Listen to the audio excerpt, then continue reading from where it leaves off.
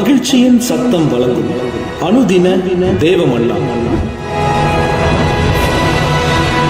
Voice of Joy presents Daily Manna by Reverend A. Benedict.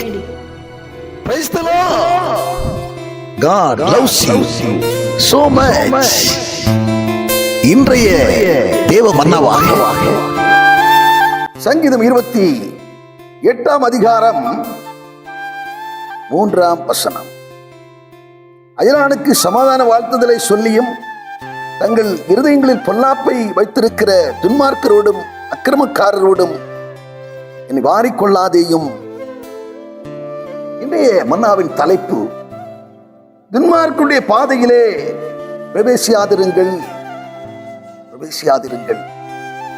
கேட்கிற அருமையான தேவச்சனமே, துன்மார்க்கருடைய பாதையிலே பிரவேசியாதே. நீதிமொழிகள் 4 அதிகாரத்திலே 14 முதல் சில வார்த்தைகளை நீங்கள் வாசித்து பார்ப்பீர்கள் என்று சொன்னார். துன்மார்க்கருடைய பாதையிலே பிரவேசியாதே, அவனுடைய வழியிலே நடவாதே. ஏனென்று சொன்னால், அவன் யாரை ஆகிலும் விழ பண்ணாதிருந்தால் அவனுடைய தூக்கம் கலைந்து போகும் என்று சொல்லி வேதம் சொல்லுகிறது. துன்மார்க்கன் எப்படி நாம் வழி தப்பி நடக்கிறவர்களை குறித்து கரிசனை உள்ளவர்களாய் அவர்களை எப்படி ஆகிலும் ஆண்டவருக்கு நேராக ஆதாயப்படுத்துகிறதில் நாம் சிந்தி உள்ளவர்களாக நாம் காணப்படுகிறோமோ, அதே போல துன்மார்க்கர் அக்கிரம சிந்தையோடு வாழ்கிறவர்கள் அவர்கள் யார் என்று சொன்னால் பிசாசனுடைய தூதுவர்களாய் இருக்கிறார்கள்.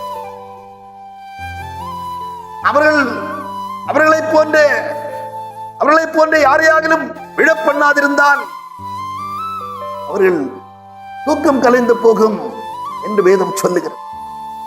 கண்பான தேவச்சனமே, 1 சங்கீதத்திலே சொல்லப்பட்டிருக்கிற துன்மார்க்கருடைய ஆலோசனை நடவாமலும் பாவிகளுடைய வழியிலே நில்லாமலும் பரியாசக்கார் உட்காரும் இடத்திலே உட்காராமலும் இரவு பகலும் வேதத்திலே பிரியமாயிருக்கிற மனுஷன் பாக்கியவான். எவ்வளவாய் நாம் வேதத்திலே பிரியமாயிருக்கிறோமோ, வேண்டாதே தகாதே வீணான வார்த்தைகளை பேசுகிறதிலே நேரத்தை செலவிடாதபடிக்கு ஆண்டவரோடு உறவாடுகிறதிலும் என்னுடைய வார்த்தைகளை தியானிக்கிறதிலும் நம்முடைய சிந்தை அப்படிப்பட்ட சிந்தையாக இருக்குமே. ஆனால் அப்படிப்பட்டவருடைய காரியங்களை கர்த்தர் வாய்க்க பண்ணுகிறார். 1 சங்கீதத்தில் சொல்லப்பட்டிருக்கிறது, அவன் நீர்க்கால்களின் ஓரமாய் நடப்பட்டு தன் காலத்திலே தன் கனியை தந்து இலைமுதிராதிருக்கிற மரத்தை போல் இருப்பான், அவன் செய்வதெல்லாம் வாய்க்கும் என்று வேதம் சொல்லுகிறது. துன்மார்க்கருடைய ஆலோசனை நடவாமல் பாவிகளுடைய வழியில நில்லாமல் பரியாசக்கார் உட்காரும் இடத்தில் உட்காராமல் வேதத்திலே தியானமாயிருக்கிற மனுஷன் விதமாய் ஆசீர்வதிக்கப்படுவான், அவன் செய்வதெல்லாம் வாய்க்கும் என்று வேதம் சொல்லுகிறதுனாலே என்னை கேட்கிற அருமையான தேவச்சனமே, தேவனுடைய வார்த்தையின் பிரியமாயிருங்கள். உங்களுடைய ஐக்கியம் விசுவாசியாய் இருக்கிறவர்கள் விசுவாசிகளோடு ஐக்கியமாயிருங்கள். விசுவாசியாய் இருக்கிறவர்கள் அவிசுவாசிகளோடு சம்பந்தம் கலவாமல் அவிசுவாசிகளோடு ஐக்கியம் வைக்காமல் இருங்கள். அது உங்கள் ஆவிக்குரிய வளர்ச்சிக்கு பெரிதும் உதவக்கூடியதாயிருக்கும். இதில் மனதிலே கொண்டு வீணாய் நேரத்தை கழிக்காமல் நாட்கள் பொல்லாதவர்களாய் இருக்கிறபடினாலே காலத்தை பிரயோஜனப்படுத்திக் கொள்ளுங்கள். நிச்சயம் உங்களுக்கு கர்த்தர் உதவி செய்வார்.